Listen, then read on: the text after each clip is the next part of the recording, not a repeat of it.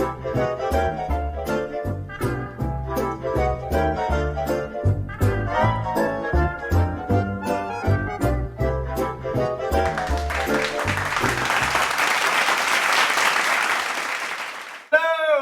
back to another episode of Dumb and Dumbbell. Another week has gone by and we are now on episode number 4. So thank you for those of you that have watched it so far and left comments and kind of message us directly. There's been millions, so apologies if we haven't got back to all of you. Nick, what we got on the show today? They must have messaged you, I think.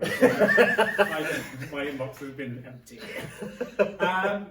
Well, today you're joining us on a very cold Friday. Hopefully our content is going to warm you up though. Oh, nice. Bit like this radiator next to me.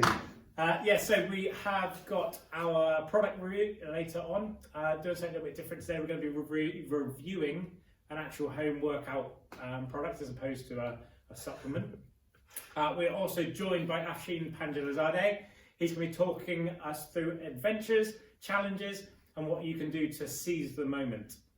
What else we got going on? The absolute classic that you all look forward to every single week, which is the latest news and weather report.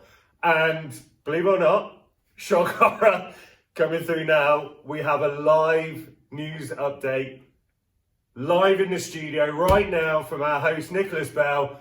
Over to you. Live from the Newbody Studio, latest news report with your host, Nicholas Bell. Oh,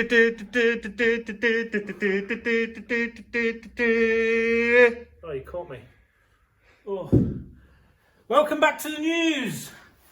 Sorry about that. We are live in the newsroom. We are back in our secondary home of the newsroom. We've repaid the mortgage and we're back.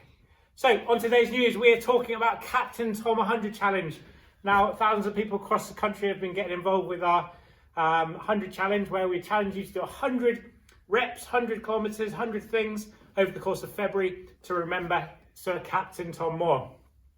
So, myself and Ross have been personally taking on this challenge. Ross has managed to do between 40 and 50 miles of his ride. So, well done, Ross. I've managed to do 20 kilometres of my run. I think I might be going a little bit more into March. In other news, our Just Given page is still up and running. So as part of our online program, all our class instructors are running classes every single day, and they are being funded by our Just Given page. So we're £2,000 still away from our overall goal. The link is in the description. If you've got anything, every little helps. Thank you very much. In other news, we're still closed. Okay, come on, Boris. So, wait. Oh, I am getting in. We have our latest weather report. I do not know what it's going to be like today. We're going to pass over to Ross. He's going to let us know. Over to you, Ross. Yeah, thanks for that, Nick. Yeah, coming to you live. I'm outside now. Thought I'd come with a little tip this week. If you do think it's going to start absolutely hammering it down with rain, best thing you can do is find a bit of cover. Nothing can get you then. Absolutely nothing. Back to you in the studio.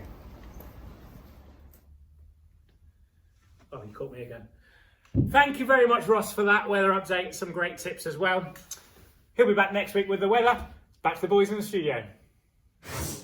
And we're back. Thank you once again for that incredible news report, as always. Do check out the Just Giving page. Every little really does help. And what a terrible, terrible time Ross has doing these weather reports. I feel sorry for him personally. Never lucky, is he? Huh? Never very lucky, is he? Never, ever very lucky. Always seems to rain, yeah. No matter how sunny it is, or cold for that matter. What's that? Cold. Answer it. UK government. Sorry. Really?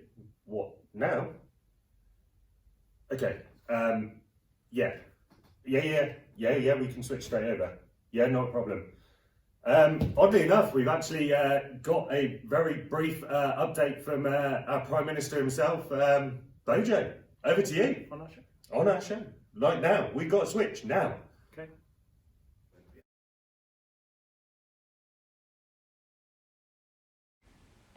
Hello everyone, thank you for coming out today.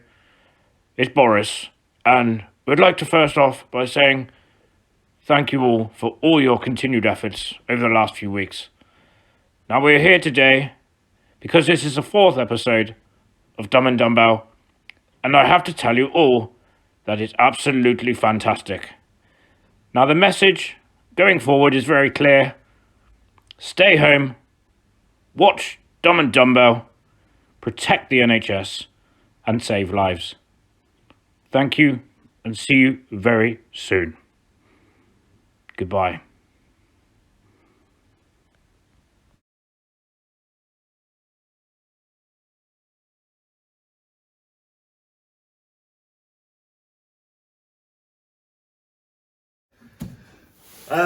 Wow, that was unexpected, and who would have guessed it? Bojo himself is a fan of our videocast. So, yeah, you heard him, you heard the message, it's clear as day. Yeah, go follow that. Wow, there you go. Can we lead on? What? We're gonna have to try. What's next? So next up on the show, we are joined by Afshin Pandalazadeh. So he's got an amazing story to tell. He's a big adventurer, big challenge. You know, he takes on every challenge that comes up to him. It's great to have a chat with him. I think we kind of got very inspired to say yes to any opportunity that comes to us. So we're going to show you what happened. Pass you over. Hope you enjoy it. Okay, welcome back to Dumb and Dumbbell.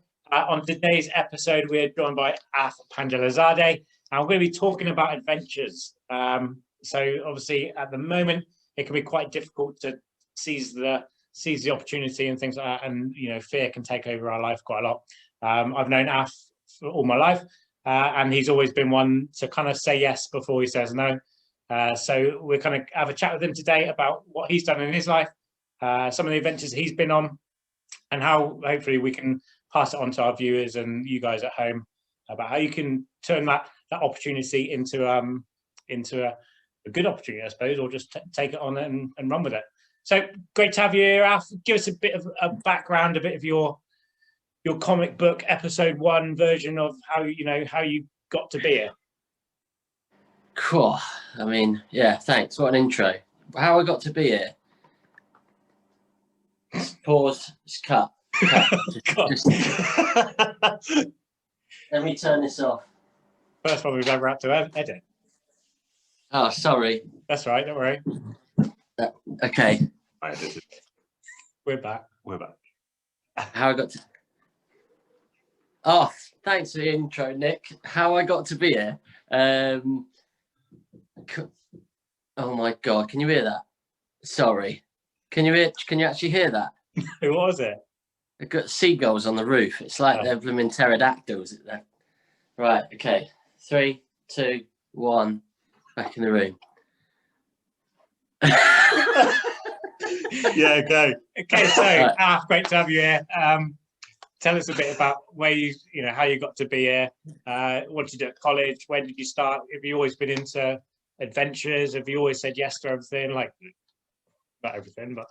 Okay, yeah, all right. First ever adventure, Dartmoor school trip.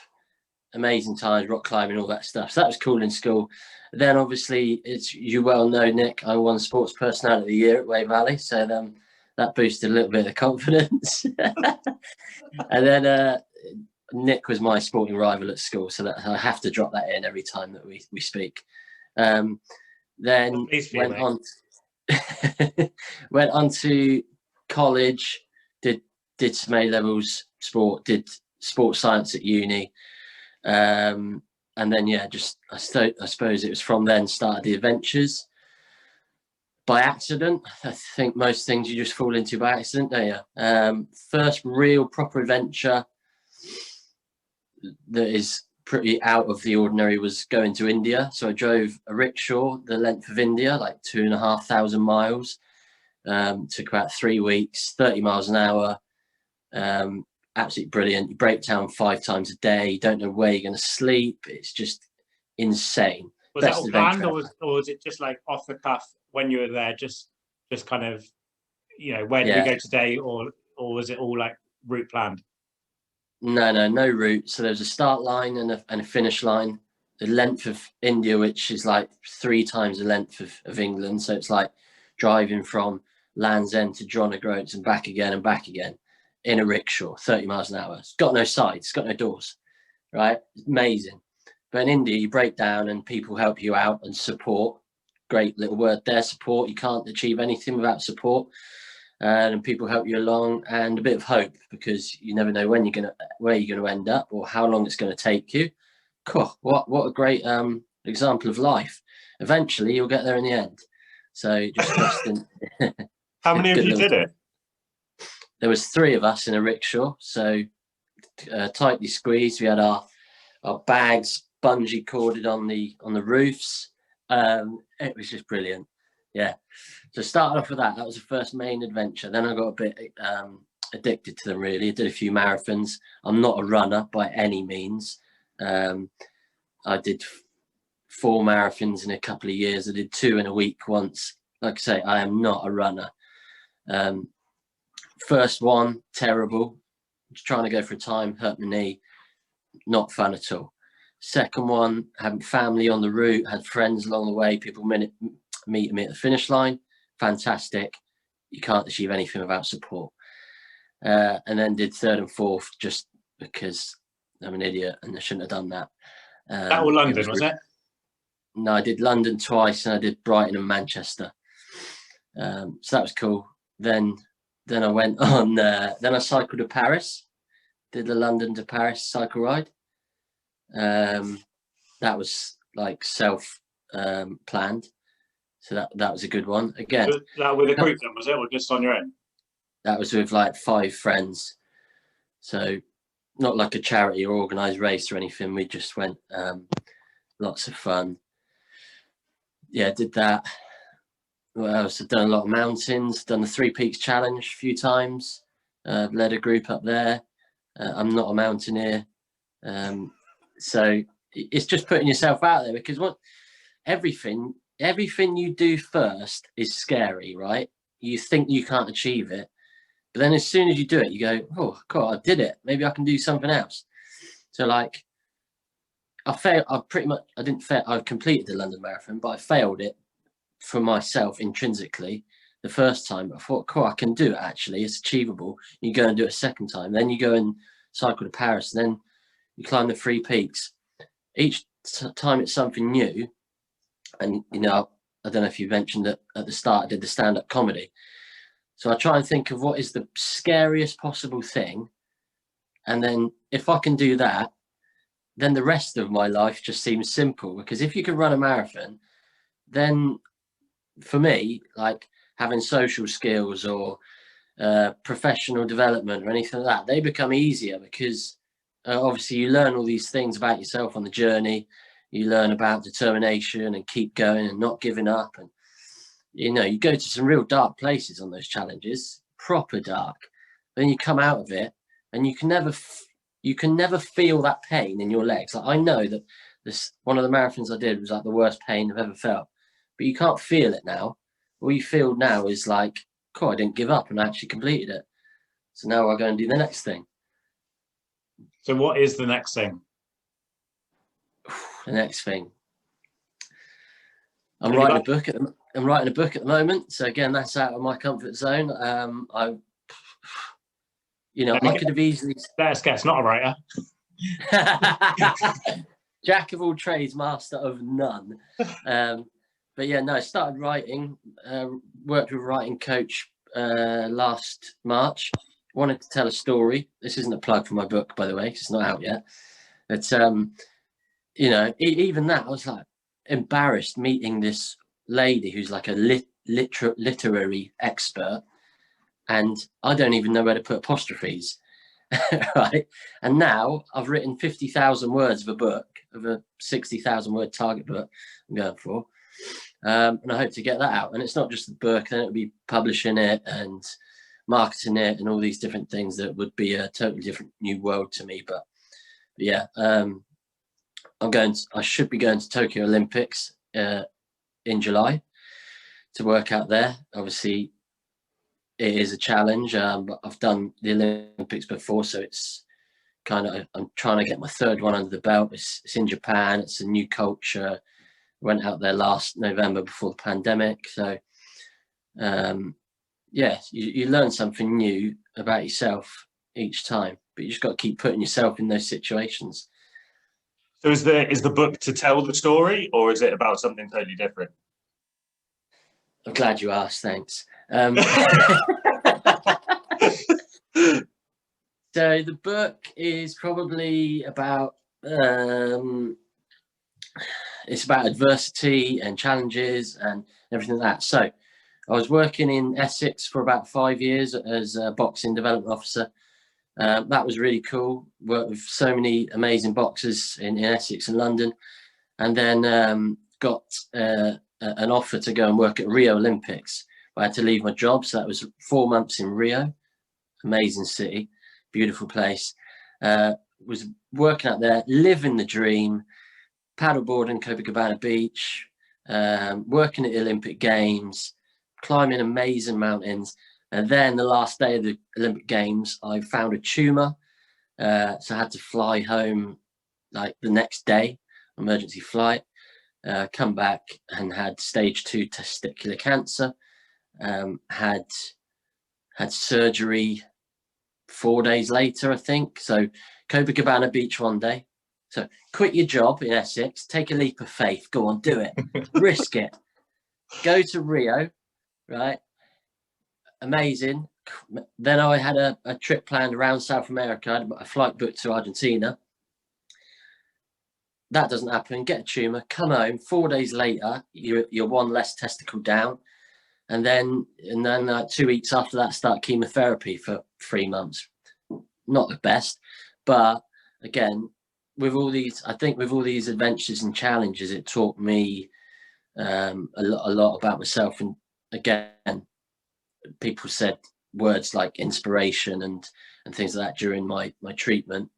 And the book is all about that, all about what happens to everybody around you as well. So it's not just about me. Like, I was the main figure of the thing, but it was the whole world crumbling down, friends, family, people crying, and all this stuff. But in the lighter side of that, it created better friendships. It created stronger family bonds.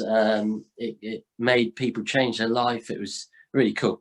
Not the cancer bit, but the aftermath.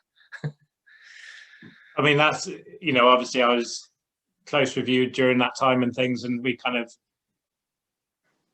we've known each other for a long time, and it's, from my side of things, I know what you've kind of done, and obviously you started your own little movement and you created your own little things during that time to keep your mind in the right place as well. And you got this movement that you kind of started with your wristbands and things, which was great. And I think that still has led to has impacted a lot of people still now today. Like, there are people who are in your kind of friendship circle and outside of that who are still on board with all that. So I think that length of that legacy has been really good.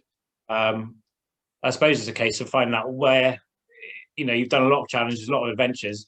Is there anything that's been the most scary or the most kind of difficult, or what have you found? Has it been the mental side of things or the physical side of things, or yeah? The hardest challenge, like I think, like a lot of people, and I know you speak about mental health awareness and things like that on your chats and your walks that I've seen you do and stuff. And I think the challenges are easy. That's the easy part. Like, for me, it's about talking to people, like, and everyday life. Like, the challenges, all right, sometimes it's fun and you look back on it and go, oh, I've got a shiny medal or whatever, but that's the tool, that's the engine for getting your social skills up. For me, like, years and years ago, I used to be really shy, and I would struggle walking into a room and talking to people. But then once you've got that knowledge of, I can run a marathon, I can run 2 marathons in a week. Of course I can go and speak to someone in a different room, in the same room as me. I've climbed these mountains, that was really hard. So maybe I can tell someone that I'm not feeling too good about myself today. All that is just building you up. So in terms of challenges, during it, they are hard. Yeah, mile 19 of a marathon is really hard when you're running through a brick wall, a metaphorical brick wall. But I've always come back at it afterwards and gone, that was all right, actually. I know everything was painful at the time. I know cycling to Paris, I fell off my bike and I was in so much pain. But I can't think about that all now. I just think about the photo of me underneath the Eiffel Tower, my bike in the air. Now, that's what you think about, is the achievements, isn't it? Not the, there's some good quote about it not being about the top of the mountain. It's the journey and all this stuff. Yeah, I mean, the comedy was hard. Because, but then it's the mask. You're putting on a mask, and I think it's important to know when to take that mask off. Like, if you can put the mask on stage, like even now I do little things on Zoom and presentations, and I'm in the toilet beforehand throwing up, sick with nerves. But on the screen, I'm like, well, hello. And colleagues and that, I think, oh my God, you're so confident. I'm like, no, I am not. Like, okay, I am, but it's just about pushing those comfort zones all the time. So, in terms Have you got, where did it all start from? Was there, what's driven you into becoming that adventurous person who said yes to everything? Like, was there an inspirational person back when you were younger, or was there a series of events that caused that, or was it just been in your nature, do you think?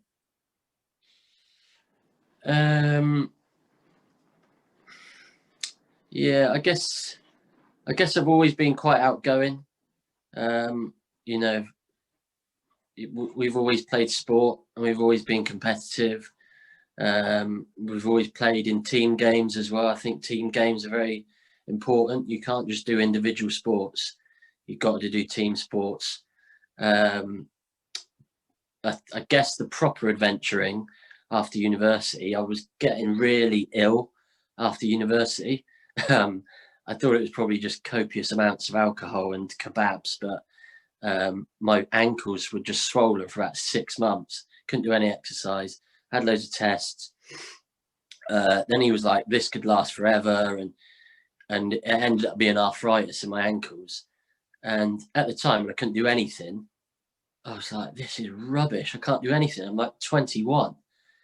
And then I went to loads of specialists, and I guess when you think your life's going to be affected, and then that added on later on in recent years with the cancer stuff, when you're really at death's door, and you realize that some of the important things aren't important, and it's all in your mind and you can overcome your mind, then you start pushing yourself more. So yeah, with the ankle stuff after university, I was like, started swimming, and then the next thing, I ran a couple of marathons.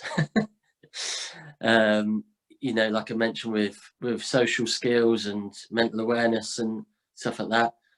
Right, okay, what would be the hardest thing? Why don't I try stand-up comedy? And I did 100 gigs in London. I was doing paid gigs. And that stopped just before I went to Brazil. So I was hoping to come back from Brazil with some new material, but I have got new material, but it's not been on stage yet. But yeah, I don't know what the turning point is. You're never going to wake up one day and be like, okay, I'm a new person. It's gradual, isn't it? Like, I'm trying to do a lot of stuff with the diet stuff at the moment, like following your pages and that. Like, if people want to cut out milk or something like that, you shouldn't just wake up one day and go, I'll stop drinking milk, or I've stopped drinking alcohol, or I've stopped eating meat. I think it's a gradual thing, isn't it? And that's the same with your comfort zones and pushing boundaries. It's a gradual thing, and each time you get scared and then achieve something, the next time it becomes easier. Like building a house, put a brick down, and you keep putting a brick down, and then eventually you're going to have a house. Exactly.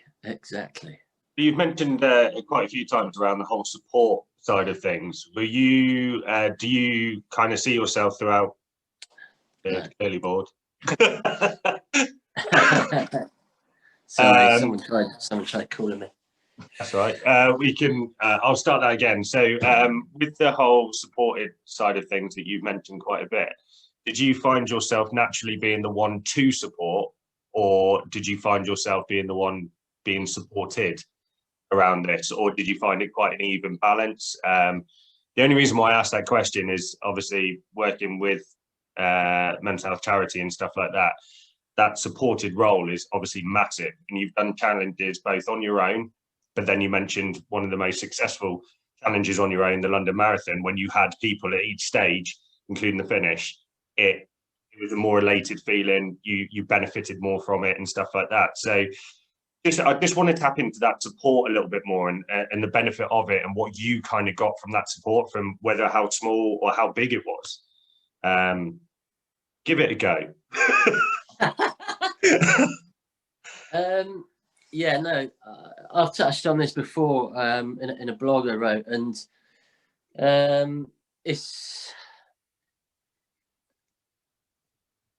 how could I don't know how I can put it into words, but let's like say an analogy of like you're in a boat. Sometimes you're going to be doing all the rowing. Sometimes let's say it's Ben Fogle and James Cracknell going across the Atlantic in a rowboat. Sometimes one of them's doing it. Sometimes the other's doing it. Sometimes they're supporting each other. Like the last thing of the Olympic Games in Rio, so the best boxers on the planet come from Cuba, right? They're like Brazilians of football and Kenyans of long distance running. They're awesome at boxing. And there was this Cuban hat left in the change rooms. I was like buzzing, right? I've got a Cuban hat to take home. Brilliant. Go in my bag. Cuban coach ran in, thought he only spoke Spanish the whole 2 weeks. Come in, he was like, "Oh, my hat, thank you so much for all your support this week." He said it with a bit of an accent, but I won't put it on. And he said, "Thanks for everything. Like, no one can achieve anything without support, not even Olympic gold medalists." And I was like, "Whoa, ding, ding, ding. That's quite good. I've saved that." And then I thought back to all the things I've done, and at the start, I think you do need support, right? And there are people to support you, but then you start supporting other people and it comes back to you. It's not always about paying it back, it's about paying it forward as well, right? Big love pay it forward, that whole notion of things. Yeah, the marathon, first one I did, thought I got the tube there on my own. I got the train on my own, ran it, right? No one was there, and I got the train home, and I was like, "This is rubbish. What is the point in trying to achieve anything without support and people being on the journey?" The next time I did it with 4 friends. We ran the first half together, and then some were faster than the other. The 3 peaks. So the first time I did it was on my own in a group of strangers. Was at the back of the bus, quiet. The next time I did it with 8 friends, and some are faster than me, and some are at the back, and I'm supporting the ones at the back. And everything just becomes so much more fun and enjoyable when you achieve something with someone else. Saying that as well, I have to add this important point is that even though you think support is good, but that doesn't mean someone's going to do it for you. There's a big difference in that, right? So whatever it is, applying for a job, if it's writing your CV, if it's opening a business, you can ask for people for support and to be in the sidelines and to cheer you on, but you can't expect them to do it for you. You're still the one that's got to get on the bike and do the miles. So a big thing about support is to remember that you have got to hold yourself a little bit accountable, and it is your body, it is your actions, and it's your dreams and it's your achievements at the end of the day. So yeah, there's a couple of things with support. One is hold yourself accountable. The other is also listen to what it is you want to achieve, right? If you want to move to America next week, right, don't go asking people that have never lived in America how to do it, because they'll say, "You don't want to live in America, it's rubbish. Let's just stay here." Or if you want to go and start owning a coffee shop and open a barista, right, don't go asking someone that's never ran their own business or this, because they'll just tell you not to do it. So ask people for support that have that expert knowledge. That's the key point from what I'm trying to say there, is ask support from people that are experts in that field or have experience in that field, because otherwise they'll just crush your dreams and tell you not to do it. I suppose talking to the right people can create a level of positivity that others can't. And yeah, I couldn't agree more with what you've just said. Like, finding out from the people that have either been successful, given it a go, tried it, like speaking to you now and hearing about all the stuff and challenges and things that you've done, it's energizing. It's and I'm sure others will think exactly the same. So yeah, I couldn't agree with you more from a support angle. Is talking to the right people. Yeah, I think surrounding yourself with the right people as well is the main thing. You know, we can quite easily go and ask our parents or ask our people who we deem as close to us, but if they've not got the same aspirations as you or the same thought process, they're not gonna be necessarily the right people to ask. So although they might be your mum and a dad, sometimes they might be the wrong people to actually be reached out to in the first place. You know, you need the ones who are going to support you through this, you know, through the adventure properly or the challenge or whatever.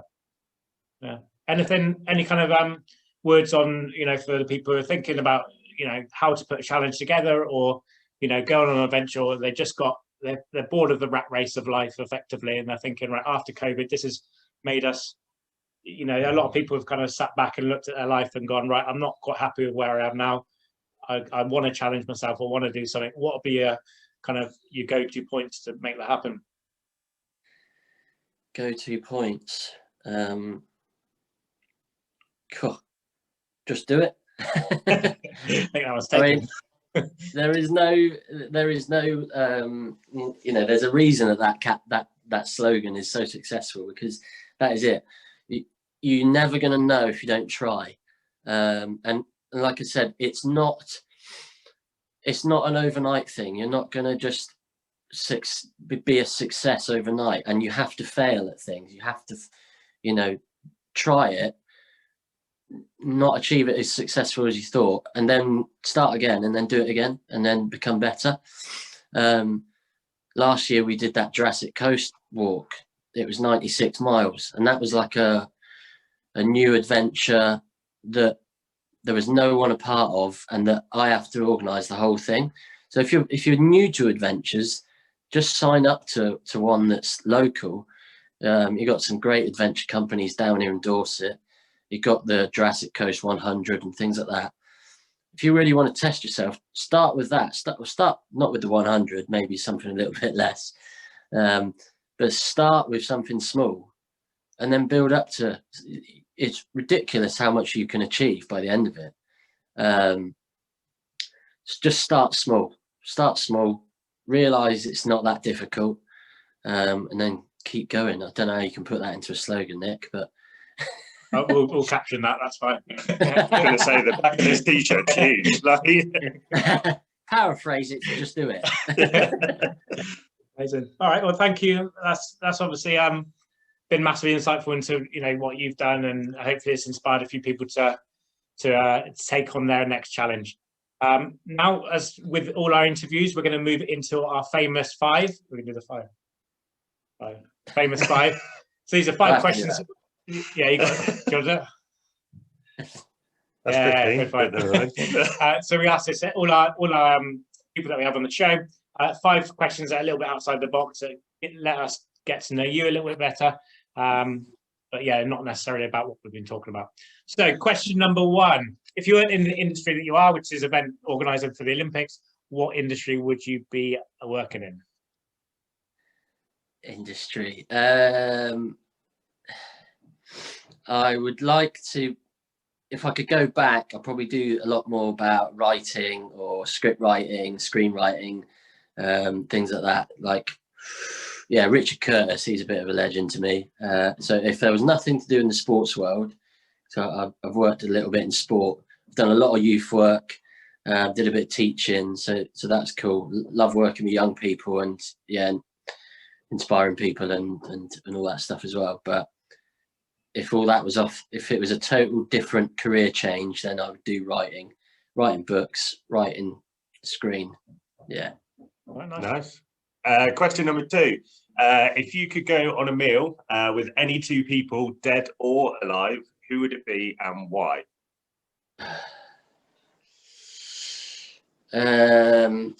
Cool.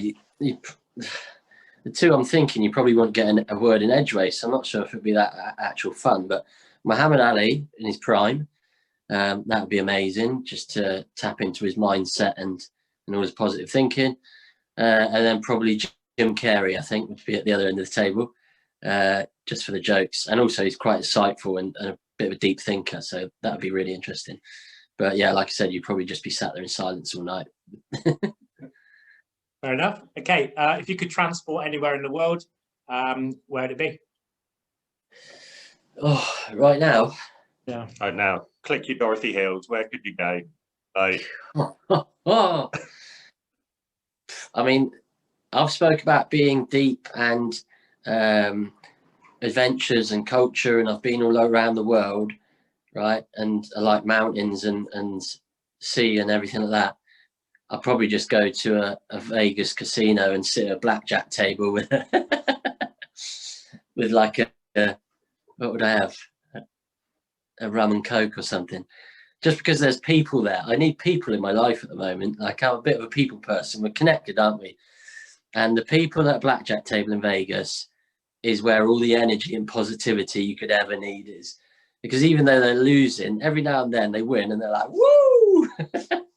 And I love that. It's just infectious. Like, it's the most ridiculous thing. Like, obviously, Vegas has got its bad, Sin City, bad points about it. But the actual people and the atmosphere, that's what I love. So go there right now. It's pretty life-changing out there, I'm not going to lie. It's a mad place to be. Absolutely crazy place. But question number 4. If you could speak to yourself 10 years ago, what would you say to yourself? 10 years ago. Oh, my God. 10 years ago. Keep doing what you're doing. Have more confidence in yourself. Stick at things more. So that there's things I started 10 years ago, which if I did it for 10 years, now it would be like the best thing on the planet and you'd be world famous and super rich. But you always think, just maybe I'll do it a little bit, keep chipping away at it. If you actually focus on one thing for 10 years, but in 10 years' time, it will be exactly how you want it to be, maybe even better than that. It will be better than that. You only be able to visualize how amazing something can be in 10 years from now. So stick at one thing, although, I've spread myself across a lot of things. So that's also cool. I'd probably say, look after your money more, invest your money in good places. Don't spend it on everything in Vegas. I didn't. And then drink more water. Good 3 advice. things. Good. Okay, last one. Leaving us on a high. Or what have you got? An inspirational quote you follow? Have you got like a mantra that you live by? Anything that you can leave our viewers with as a takeaway?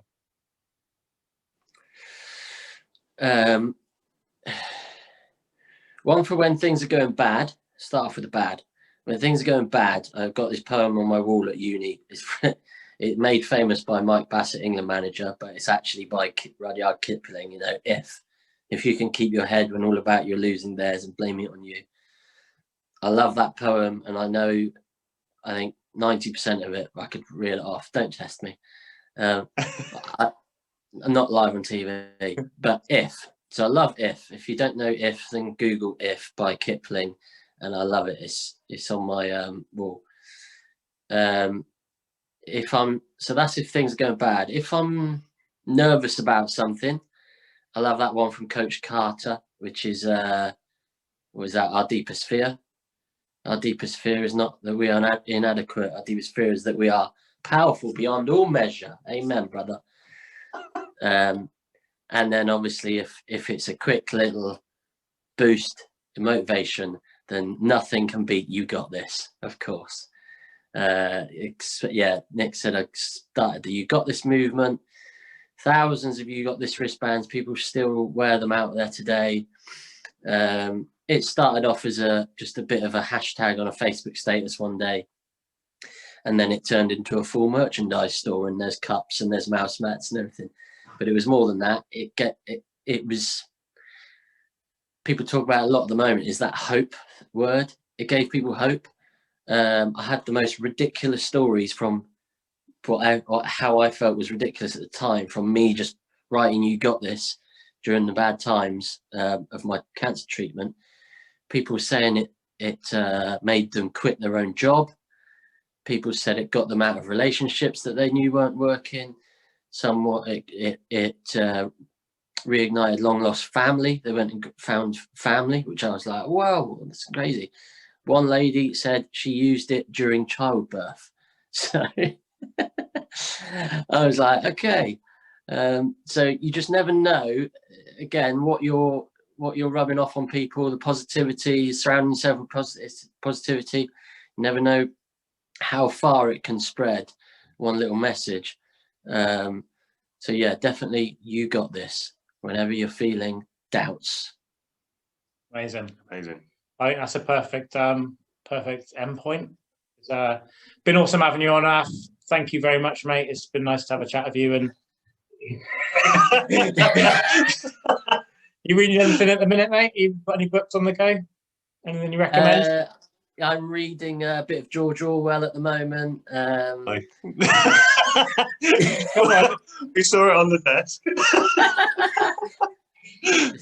Yeah. No, I'm reading David Nichols at the moment. I'm not reading Becoming Johnny Vegas by Johnny Vegas. That's just propping up your phone now, so you can. Yeah. It's bought as a gift. And it's actually very good. He trained to be a priest once, if you know that. Before he's a comedian. So, priest to comedian. Who would have thought? That is a route that we'll look into. But thank you very much, mate. And carry on watching the Dumb and Dumbbell, and we'll look forward to airing this episode. Yeah. Change the weather reporter. One last thing. Where can people find you? Where do you want people to follow you? Have you got anything that then get early release to your book launch? Yeah, you can you can subscribe to my website, which is www.yougotThisAF.com. You can follow me on Instagram for some fun stories and posts, which is YouGotThis_AF. Don't try add me on Facebook. But we'll put all the links in there anyway with your phone number. So awesome to have you on, mate, and we'll catch you very soon. Yeah. Cool. Cheers, well done. Thanks, mate. Thanks a lot. Well, thank you for that, Af. I'm certainly going to look for some challenges to do because that's inspired me to do a few things. So yeah, let's move on. Now, our much loved product review. You'll notice there is nothing on our desks, but today we're going to do something a little bit different, and we're going to actually do a product review and test on the resistance band, something that you can use at home during these times while the gyms are shut. Nick's going to disappear off in the background and do some examples as I talk. So the resistance band, they come in many shapes and resistance levels, shall we call it, and they're perfect for different areas of the body. So from arms, you can even do shoulder workouts, chest workouts, so that all upper body. Once you've done the upper body, you can even use these amazing things for some leg resistance and actually do some leg workouts. But if you are feeling extra energetic, that little bit more diverse, and you've had your breakfast, your porridge in the morning, and you want to do that all body workout and get a real burn and sweat on, these are actually really, really good to do so. So yeah, pick them up. You can. Oh shit. Oh my god, cut.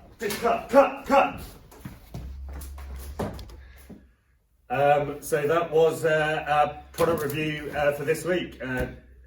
You all right? Just about. Yeah, feel the burn? Yeah, it's good stretch. So that's our episode 4 this week, done and dusted on Dumb and Dumber. So That's a month. I know, a month of this.